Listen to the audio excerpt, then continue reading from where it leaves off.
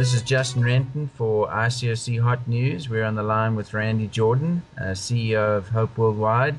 Good evening, Randy. Well, hello, Justin. Thanks so much for this special opportunity to get out an important message through ICOC Hot News. Yes, well, we've obviously been watching on the international news Hurricane Gustav having blown through New Orleans and Louisiana. Randy, tell us what you know about the effects that Hurricane Gustav has had. Well, Justin, we're very thankful that many prayers have been answered, and the direct hit on New Orleans that was anticipated obviously did not occur. It's amazing what a difference of 70 miles to the west can make. But what's happened instead is that the hurricane's damage has taken on another course and actually went up through the state of Louisiana, hitting the capital city of Baton Rouge, moving on up to Shreveport and Alexandria, and those cities are really having trouble right now, and we need to let people know about that.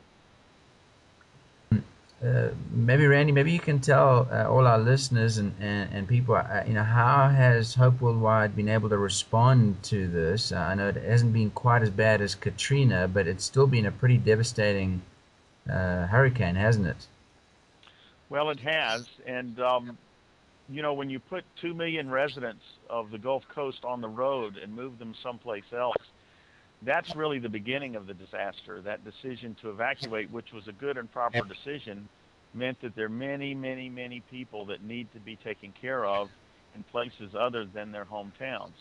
And so we initially jumped straight to the front with our partnership with the American Red Cross, and were able to staff some of the evacuee shelters in Dallas, Texas, and in San Antonio, Texas, through our church members, brothers and sisters who lived in those communities and who were very eager to help. And so that initial response in the first day or so was very, very strong.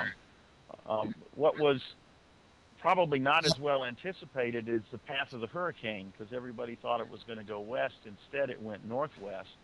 And so where we have our offices and where our people are located who work full-time on the Gulf Coast, they are now the victims of this hurricane. And in particular, the members of the New Orleans church, which has both house churches in New Orleans and Baton Rouge, are undergoing quite a challenge. Mm. Wow.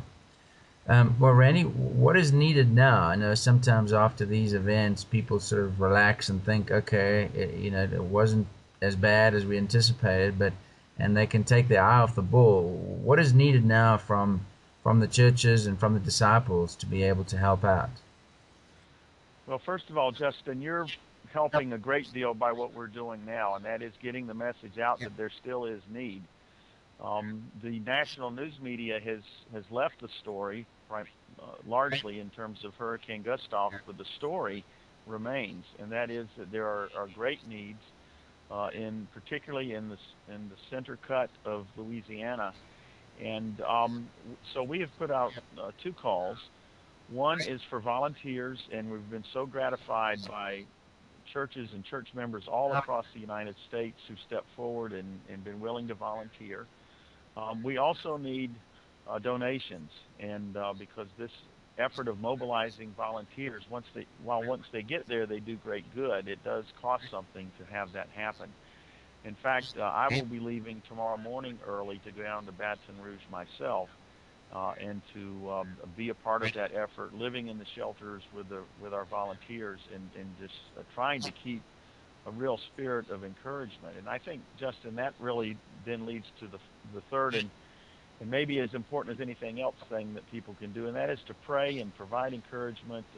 We're working in an area of our country that experienced huge disappointment after Hurricane Katrina hit. There was a sense of being left behind and left out, and it's hard not for those feelings to be revisited upon the citizens of Louisiana when the attention of the media and others has begun to shift away. So we remain very vigilant with the American Red Cross. We're working with our partners there. We're rallying to continue to provide the recovery support that's needed. So volunteers, donations, and prayer are what we're asking for at Hope Worldwide. Randy, thank you so much for what you guys do at Hope Worldwide, and just what a tremendous encouragement you guys are to all of us around the world for the way in which you serve people in this way. Thank you so much. Well, thank you, Justin. As we conclude this interview, and are thankful for the technology that allows it to happen. If we could just imagine what it would be like to live in our homes for 14 days without any electrical power at all. That's what the citizens of Louisiana are facing right now, and power outages are huge, and there's a consequence. And so the need to keep their spirits up and be encouraged is something we're trying to respond to. And thank you for the chance to through ICOC Hot News to be able to provide a little bit of support to those down there. Thank you. It's a pleasure.